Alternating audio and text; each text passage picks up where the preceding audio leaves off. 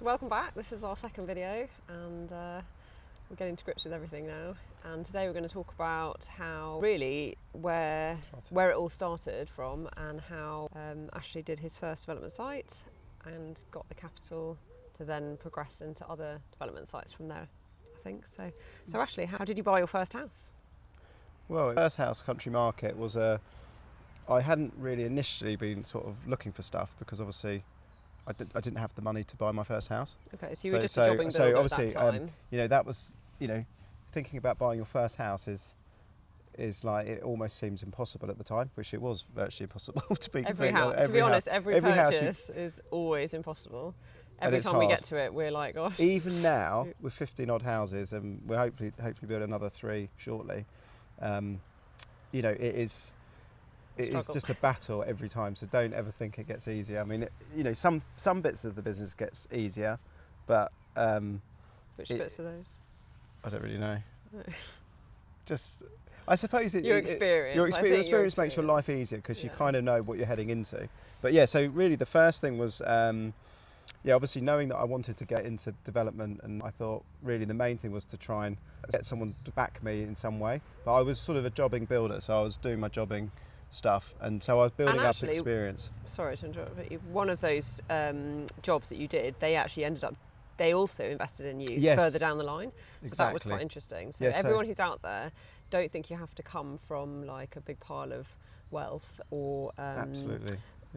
Yeah. You never know which contact is the one that's going to be to see something in you. It's going to deliver. And I would say probably the most important thing is that you can't fake things, so you've just got to be enthusiastic, and if you're showing that you're enthusiastic and motivated, people see that and they think, do you know what, I want a piece of that. It's true. And I had two people in my life that sort of really helped me just get going, and obviously the third one was obviously Claire, but that was sort of well, no, but you weren't on the scene at that point. So it did take a while. So obviously networking is absolute key. I mean, obviously you don't want to turn everything into like constantly into an interview or a pitch. But just know your audience and think, well, is this person? I mean, obviously a lot of people are going to be complete time wasters. Let me tell you. I mean, most people talk the talk, don't walk the walk. So it's a bit like looking at a lot of houses. You have to look through a lot. I mean, we spend hours and hours and we go through, and we don't even need to go into the detail. We just look at it like, no, absolutely not. And then you stop, like, oh, let's look at that one. You look into the detail and you think, actually, no, that's not going to be. So the same with the people. So it's just out networking. Anyway, so this chap, I can't say his name for obvious reasons, but we're having a lunch and we were just chatting. I was sort of explaining all about my business and where I wanted to go. And obviously young, I was probably 22, so I was pretty young really. I mean, obviously, I had a hell of a lot to learn. I mean, I'm sort of 43 now, and I'm still learning. Every day is a school day. Sorry, that's my son racing around on his motorbike. But so anyway, so then I really got chatting, and he was like, "Look, why?" Because you wanted to be a property developer. Yeah, I wanted to be property. You didn't want to be. And he was in property development, so it was obvious. And really, he was buying them. But he was more into flips. Yeah, he was buying them and flipping them. Although the one that I did was a flip. No, I know, but that's what his business model was. Yeah, exactly. Which isn't our business model, even though that was our very first or your very first project. I suppose as time went on, obviously your business model changes, which I will come on to in later on. So keep watching. But so then really with this next thing so he was like, well, look, I buy stuff anyway, so look, why don't you just buy something, I'll fund it and we'll do some sort of deal where I do all the work, I'll find the project. You deliver on all the planning, you sort of manage that side of thing, do all the design, everything, and build it out. And so then really what happened, I thought I need to act on this because this guy is, he's actively said, and if somebody throws you a bone in life, you got to take it. If you don't act on it, then you just got to get straight on it, and that's really what I did, and that's. I've never forgotten it. I mean, I'm not. So you phoned all the agents, and what's on the market? What's coming on? The agents. I was probably, to be completely fair, I was a bit slow off the mark because not saying. I mean, I was busy, and really, when you're in business, all you're thinking about is what's happening right at the moment. So even though it was like a lunch, you go out and meet people at different events and stuff like that. Whatever you're into, you could be into paddle, meet people there, and every opportunity, if there is an opportunity, just grab it with both hands.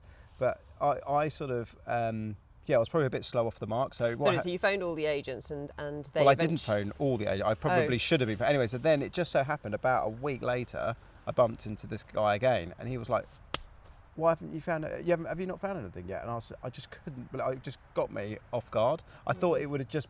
I don't know. A bit of me was like, is he just like a lot of other people? A lot of wasted. I thought, is he wasting my time? Not wasters. I mean, like wasting my time. Yeah. So I was thinking. Anyway, so I thought, right, that was it. I was like, 100%. I'm gonna phone every agent. I'm gonna try. Sorry about this, but that's my son. He's just doing about. This is the only time we have to do these 40 things mile because an we've still hour. got to run our businesses. So anyway, you have to bear with. Bear with us. Hopefully, doesn't. The camera will not fall over this time because it's on a stand, and if I shake the table, it doesn't shake the camera, doesn't it? So anyway, so then I was thinking, I was actively tearing around, thinking, right, I've got to find something, and actually. These things don't just rear their head at any given moment. It's quite, so I mean, if you look at, say, 20 houses, you'll be lucky if one even gets past the first sort of checks. So I kind of had wasted a bit of time. So I actually did get this guy. I called him up. I said, look, I found something, and he and I just sort of thought, well, that would be quite a good way just to flush him out a bit, just to see whether he was, really. Yeah. Good for the money. I knew it was good for the money because he was in property and stuff. Yeah. But I just thought, well, let's just see, how proactive he is. And my God, he was literally. I phoned him up and I said, right, I found this house. It's over here. He goes, yep, I know exactly where that road is. He knew the whole country pretty much, all the roads. He doesn't really use sat nav. And he said, yeah, I'll see you down there. Anyway, and that was this house that I didn't buy, and he was literally. He said, I'll come there right now. I said, what are you doing now? I was like, well, I was literally thinking he would want to book a time, and then, and he was just straight on it. Anyway, he got down there and it wasn't quite right. He was like, the number, he said, there's nothing in it. He said, it's, so it's just there your was naivety not enough, in a way. Yeah, he said, where are you going to add the value? He said, it needs a bit of tarting up, but, anyone can do that sort of thing. So I thought straight away, I was like, right, anyway, so I thought, once he'd come and made that effort to come and get in the car, meet me, go down, chat to him. And then he was like being really helpful, sort of said, right, we need to write the numbers down, you need to work out how much the plumbing's going to cost, the wiring, just, I want to see it. It's a proper business a bit of a plan on what you're going to do. Anyway, so then I was just literally hell for leather. I was thinking, I phoned that agent up and I said, look, have you got anything else I could look at? They said, well, no, there's nothing really. And then so I phoned a different agent up. And then anyway, I phoned one agent and he just sort of, I said, look, have you hesitated? Yeah, he just sort of hesitated. I said, look, you must have something. I need something to get this guy. I said, we're good for the money, blah, blah, blah. And he said, well, you're going to need, that was the next thing. So then there was like... Proof of funds. Yeah, proof of funds. Because a lot of the agents, until you've got a bit of a name, they're not going to massively take you seriously, which... Well, especially unfortunately, with money, there is no quick way around that. You're just going to have to deliver on your word. And for example, many of the things that we've done, we have actually we've not involved lawyers, and it has just been based on if we say we're going to do something, we're going to do it. And I would probably I wouldn't want to recommend. I mean, we didn't have anything written down. I'm being completely honest. No, but I'm just saying with the agents, they know that if you say you're going to buy it, if you put the offer in, unless something comes up in the searches, this is just like fast forwarding the way that we deal with all of our projects. They know that if we put our name to it, then it's going to happen, unless something untoward gets unravelled. So, which often agents don't always tell you all the problems. And I mean, the first thing I'd say to an agent now, moving on, I'm like, just tell me the issues, because the negatives, I want to know all the negatives, I can see the positives. We will find them out. And and it's just going to save them time and me time, but they still often don't tell you all the ins and outs. No. Anyway, so basically this agent hesitated and said, I've got something sort of coming on the market. So then it was like there was just a slight pause and hesitation. And I thought there's something there. And he said, well, we have got this house, but it's not, we haven't really agreed it. And I said, where is it? And I said, will I be able to find it? And he sort of laughed and was like, well, you're not going to miss it, let's put it like that. And it was an absolute wreck. I mean, it was bad, but I mean, it was literally something. It was not mortgageable, which was brilliant, not. Actually. So if you're ever in that situation, like fast forward a few more years in your career or in our career, if you can buy something with cash, that you're holding a lot of cards there, because there's a smaller pool of people who can fight for that. The only caveat I would say is when you have something that is unmortgageable. I mean, this was an obvious project, you know. So that does it is an obvious project is a magnet for people like me and other developers to just go straight to it. So I wouldn't just look for those. No. To be honest, even though I did do well out of this one, I think that was just a stroke of luck. I think everybody gets a bit of luck in life, and I think that was my bit of luck. But I've never bought a wreck like that. Well, oof. We did buy a house where we actually had to do work on it before we even got the mortgage, because they wouldn't advance the mortgage, so we hadn't even signed any contracts or anything like that. So we were like, I can't remember how many thousands we had to spend on it. It was like a sum that was not insignificant to us, and it was a bit of a punt because they could have just said, happy days, you've done our windows and whatever the other things were we needed to do. And anyway, but that comes on later in so I mean video 10. But so you bought this house for 100. It was about 187,500, something like that. It wasn't a round number, obviously. And to be honest, I was really, really nervous. I was sort of like, I just felt like I'd just been literally gone from like just doing little jobs to just being dropped in the deep end. I couldn't believe it. I felt like I was properly out of my depth. And he said, no. He said, I'm not interested. He said, you negotiate it. And I was like, I just could not believe the responsibility I was. But anyway, but I just thought, I've got it. Amazing. It was amazing. And I remember exactly where I was at the time. Not the time. Well, no, I definitely don't know the time. But I remember exactly where I was standing when I was negotiating it. And I just remember saying to the agent, look, I'll tell you what, if I could just clinch the deal now, do you think if I just do another 10,000 or 12,000 over the asking price? And he said, yeah, okay, let me get back to him. And I remember him calling me back, and I just cannot believe how amazing I felt. But I didn't really know. So that was the first lucky big break. But fully know what I was going to make. No. You know, I knew I was going to. But what did you make in the end? So you spent about 100 grand, I think, 100 on grand. it. And then there was a share of the profits. And the deal was that anyone who put money in got a agreed percentage return on their money. Yeah. Plus there was a share of the profit. So Ashley was putting in all of his time, obviously, to build it out. I didn't really have. And he was safe, the investor was safe, because he's got this enthusiastic young kid who he's got a track record of building. It's not like you've just sort of fallen out of school. He to be looking if you finished school, did you finish school? No.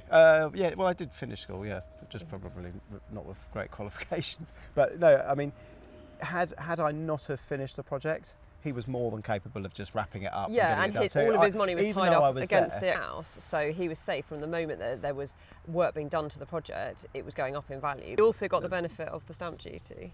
Yes, that was the other thing, because Ashley was so green, he didn't really know. So when we were purchasing it, so then I'd obviously agreed the purchase. That was all great. I was so excited. Well, it's going to be months before it goes through. Just said his name. Oh, sorry. Cut. No. So we had to edit that because Ashley said the guy's name. Okay, we better not mention his name. But yeah, so then he was like, "Oh well, it's gonna actually you will have to keep doing your other stuff because it's gonna take a few months for it to the purchase to go through because." And I mean, to be fair, it did go through unbelievably. We had this incredible solicitor back in the day, but you know, whenever that was, poor guy died actually, but he wasn't he in prison? Yeah, he was that good. He was so good. He got caught for fraud for something or other, and anyway, but he was an amazing. I tell you what, his letters were like poetry. You know, way better than ChatGPT. I can tell you. No, he really was good, and he would just get stuff done. He was proper old school. He just, it's what you really want these days. But anyway, so he got the purchase through fine and no problems, and so basically it was a flip. Yeah, actually, like you didn't extend it, but so we had to sort of. So when we looked at it, he was like, well, and I showed him the plans, and we started to, because what happened was it was a house, it was a derelict property that had kind of been started but never finished, and then the guy, it was like years and years, and then water was getting in, and he was like, the guy died in a motorbike crash, so it was all very sudden and he was a holder, but he was my sort of guy actually. He was a really clever guy. Like a collector, I mean, a collector, but he had some amazing. I mean, literally, we found 3 shotguns in between the floorboards when we were clearing the house out. I mean, still got them. We had a Bible that was that big. It was literally everything. I mean, the family had rifled through most of the sort of valuable bits, so we were just. But I can tell you, I filled like an entire 20-yard roll-off bin, like square one with the big doors. Filled it completely to the brim of just metal, and I'm actually it's a bit it's a shame really, because there was probably I was so desperate just to get to the building and get on with it. And we had a big, so you did that project and worked your balls off, and then it was hard because I didn't. And then really also know what I was you doing had a whole 100%. credit card. Oh yeah, so then obviously because that was all, I will mention this because it you know, where there's an opportunity you've got to grab it, and we agreed a rate that we were going to put the money in. So anyone who could put money into the deal, i.e. not for the labour, just for the, well, if I was paying for other labour, but for materials, that type of stuff, we were all going to earn this a rate of interest. And I thought, well, that's anyway. So I thought, well, I used to mess around with credit cards a bit, so I had an 18-month credit card, and I just 0%, and I thought, well, what I'll do is I'll try and let's see if I can just buy some of the material. Yeah, buy the material on it. So a lot of the merchants don't like that. Yeah, because because it was if you're basically getting like 30 days credit with a merchant, and then at the end of the month you then pay them with a credit card, they have to pay a percentage, so they don't really like it really. So normally you could it's best, well, they tend not to let you do that. So but with the but obviously I wanted to rack the card, I wanted to get as much on the card, 19,000 something like that. So it was a reasonable limit. Bear in mind I was only 22, but I've been sort of using the credit card for work to buy client material, and then paying it off really quickly. So I built up my credit rating, because that's another thing you must do. You need your credit rating to be mustered. I tell you, because so actually credit cards are really that good. was the thing. We're not into. Obviously, you have to be in debt in order to like buy houses, because fundamentally, that's how we run our businesses. We just build, we release the equity, which is tax free. So that's a very efficient way of getting money out rather than selling, which you'd have to pay a load of tax on that. And then you are in debt, basically, is what I'm trying to say, even though it goes against the grain. You need the bank to. But it's like controlled, sensible. Boring. Yeah. So well, Claire, you're not. I'm more of the. Yeah. I find it a bit freaky. Yeah, Claire gets freaked out with credit. I mean, obviously. I don't really like being in debt. But it is absolutely critical that you build your credit rating carefully. So I'm not suggesting for a minute that you go and get a credit card and go and buy a flashy car or go and, I mean, fair enough, buy tools, but you have to bear in mind that it needs to be paid back. It needs to be paid back. So like when I had the 0% credit card, obviously I'd spent quite a bit of time, and in those days you really spent a bit of time. Sort of using the card, because my dad completely went crazy when he found out I had a credit card, and I said, oh no, because I needed to kind of buy the material, and then it would always take a while and it was holding me back getting the job done quickly. So that was why I needed the card. It's the same now, but it's always cash. It's like I mean, I don't use credit cards now, but obviously, so I got an 18-month 0% credit card, and then I eventually found this window company. I thought, well, that's going to be a really good purchase. There's loads of windows we need to put in this house, and they're quite big ticket items. So I racked the credit card, I maxed it out. So you managed to put in that as a cost, which then you got money back on that. So that was a little hack type thing. So but it was fair game, because that was what the deal was. We're all able to put a bit of money in and earn because if I was borrowing it from the bank, I'd have paid interest a bit. It was not like a silly rate. But then going back to the stamp duty, so basically when you're a first-time buyer, I mean, this is based in England, and I'm sure loads of people know this already, so I don't want to teach you to suck eggs, but you get a free go on your first purchase, and actually if you're not married, that's really beneficial, because you can use, as long as you buy it in one person's name, the first house, that person gets that stamp duty tax at the first time buyer rate. And I mean, obviously these rates change, and obviously people who watch this in other countries and things, the rates will be slightly different, the rules will be slightly different, but there was I remember we were sort of negotiating, say, why don't we'll use Ashley's free tax-free game, you can throw that in. So obviously I lost, I don't know, maybe 15 grand or whatever it would have worked out. Well, then when you went to buy your next house, that was the thing. At the time, I just thought it was just like, I was like, yeah, great, free money. But then I didn't really, I wasn't really thinking about purchasing my next. It's only when I went to buy my next. So do you think about that? So that was the only thing. But at the end of the day, I don't. You had the opportunity, and without that, you'd not be here well, today. Exactly. So that was the kind of the starting point, really. Yeah. So anyway, so having bought this property, done it up, sold it, made a profit, everyone got paid off. I managed to clear the credit card off, which then got me. You sold your car. You had a car and you sold that. Well, no, but that was really that for our house? No. So then what happened? Having made a bit of money, I got a bit excited and bought a nice car. which Oh, right. you know you should do. You got to. So you can't just. There's no point working hard and then just. There's no point waiting until you're retired, doing it all till the day you retire. So you want to enjoy your life as you go along, but within reason. I ended up getting a bit of a initially, and obviously I was still living with my parents, so it was just a cash injection. You thought, right, I need to buy my own so first then I was thinking I need to buy the get next. out of my parents' house. So then Ashley started looking around, and he found this flat, and then this said investor said, look, I'll come and have a look at it and things, and give you my idea. And basically it was an absolute dead duck. There was nowhere to like add any value. It was stuffed in there were going to be loads of restrictions, so that's something you need to bear in mind. On flats. Yeah, if you're in any sort of gated community, it's often the same as well as flats, and you can't you really. You can't have like white good vans sometimes outside. Vans potentially. Yeah. I mean, you've got to be. Why I was going for the flat, it wasn't because I was just not thinking about my business. You know, I was constantly. It's just what you could afford. It wasn't just what I could afford. It was I was thinking, if I don't spend all of my deposit, if I don't put such a big deposit in and just go for something a bit cheaper, I'd still have a bit of cash to work, because like the freedom having a bit of money in the bank gives you, like, it's huge. It meant that I wasn't potentially. Because if I was, say a client was a bit slow and I was using the credit card and I didn't get paid in time, I would rack up massive interest. Yeah. But I was always using the 18-month interest-free credit card, so I was never. I thought you were blacklisted. Well, I got after the paying off the last one, I thought, I'll go and get a second credit card. This was fantastic, and they were like, so the credit card was. They are very useful if you use them correctly, and they're really useful for building your credit rating. So that was a definite thing. So the flat, you decided the flat wasn't going to be a sort of a good opportunity, and lots of people do buy flats and they are very successful. And one thing we would say is if that's what you can afford, then look at a different angle. So if you look at the layout, maybe you can make the kitchen a little bit smaller and you can build another bedroom or subdivide a big living room into a 2-bedroom, something like that. Suddenly you've made you could easily £300,000 flat or something, suddenly £400,000-500,000 because you've got the second bedroom. So there's always little ways. Definitely. And it's not like you always think, if only I had another 10, 50, 100 grand.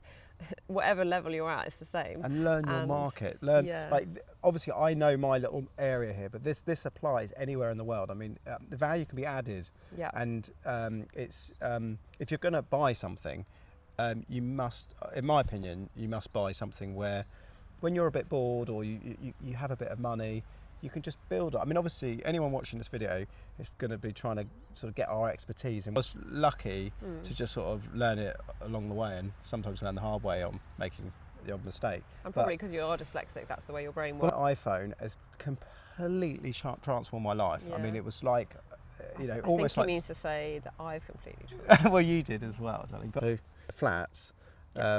You don't want to condemn them all because lots of people have made lots of money. No, definitely, 100%. I think the main reason why I didn't go for the one that I was looking at was mainly because it was fairly new, so it was all oven ready and had a lot of covenants in there, things like that, and it was actually quite small. So the square footage, what I was actually paying for, was really quite a tight. It wasn't like I could reconfigure it and maybe bump the value a bit. So and really it was full of old people, which being a youngster at the time, and I remember this guy's slippers as you went into one of the flats, and I mean that, I don't think he would have been happy me coming back home late at night. So so that was just to clear up the flats. But yeah, definitely look at flats, and if that's what you can afford, then 100% that's what you should look at.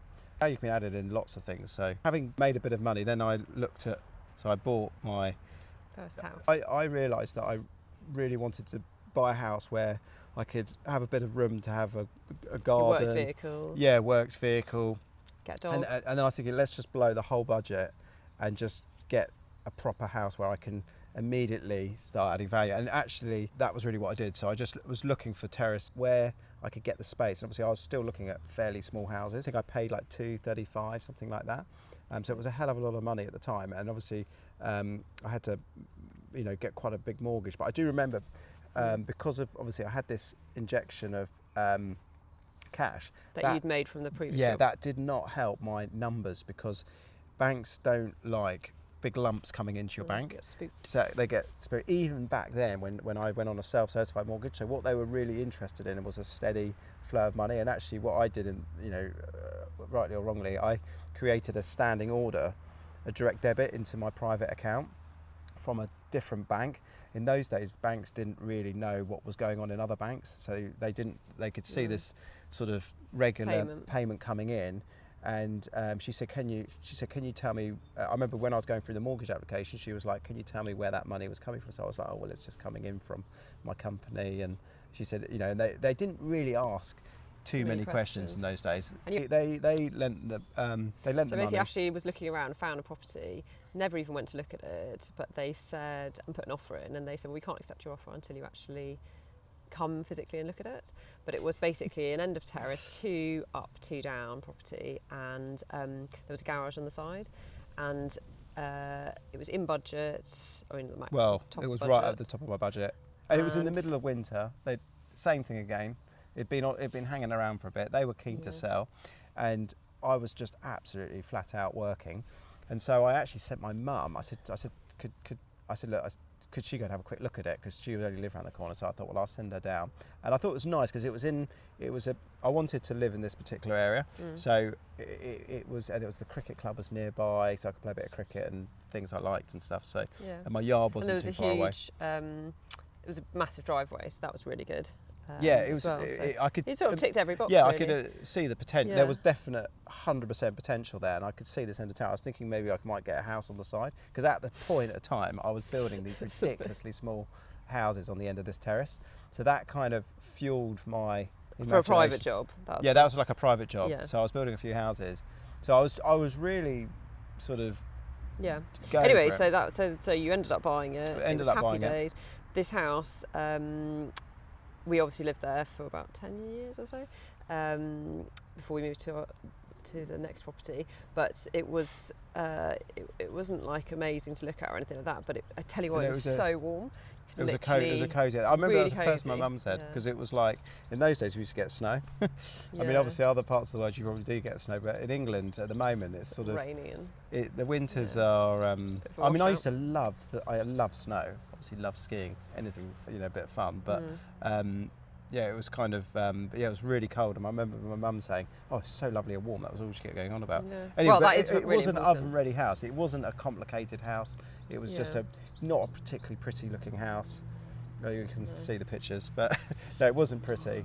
And frankly, there's some houses, because you're tied in with other houses, you just can't really make the curb appeal that much greater without yours popping out against everyone else's. And that is actually something we'll come on to in later videos, because so many of the properties that we've had to build, well, not had to build, but that we have built, they have all had to tie in with the existing or the street scene, because the local authority, they just will not sort of embrace the fact that, like, why don't we change the orientation so that it's facing the south, so we can maximise on the sunlight.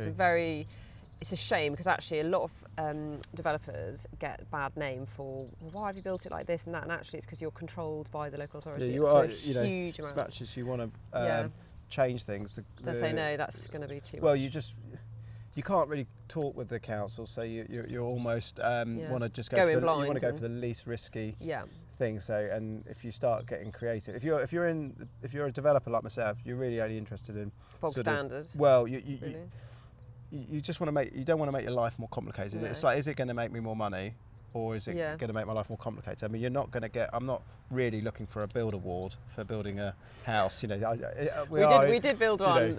I'll put the picture up, and it was the most.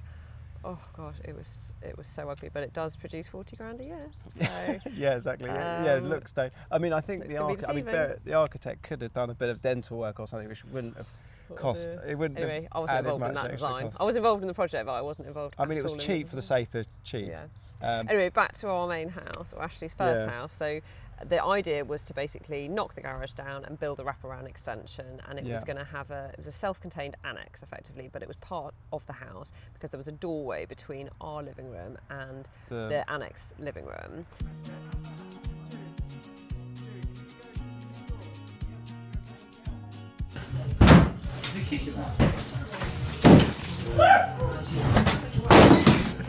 Well done, Julian. Rather than squeeze for the sake of a extra unit, it would have probably had quite a negative effect on the value of the main house.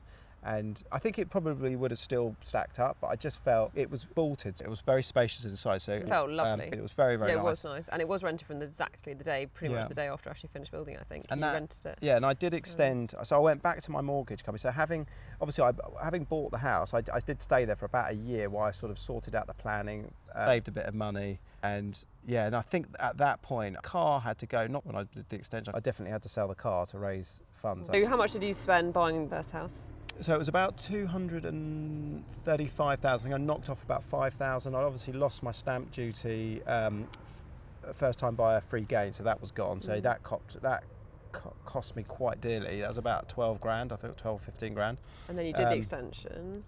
So then the extension, I think I borrowed about 35,000, and then I sold the car, and I just obviously put all my time and effort. In those days, I think I just started buying up some equipment. So I think I bought the dumper first before I bought the digger. Oh, right, yeah. So I bought this old dumper off eBay, cheap. Yeah. And I mean, it's a photo. Which I tell you what, she's absolutely paid for herself over and over again. So I tell you what, you get a really good workout on your leg because it's so clutch. stiff. The clutch is like, when Ashley's like, oh, can you go and get the dumper? Yeah, it's really hard. And my leg's going to be numb by the end of this. No, but it still keeps going. I mean, that's I've had it for at least 20 years. The smoke that comes out the back of it is horrible. But it doesn't run. It's not like we use it a lot. Dumpers are the type of thing that when you need them, but they don't. They're the type of thing that sits around. We did have a big mower on the back of it, which was to tow around the field, and so we've used it for all sorts of things. I mean, it gets used up here quite a lot.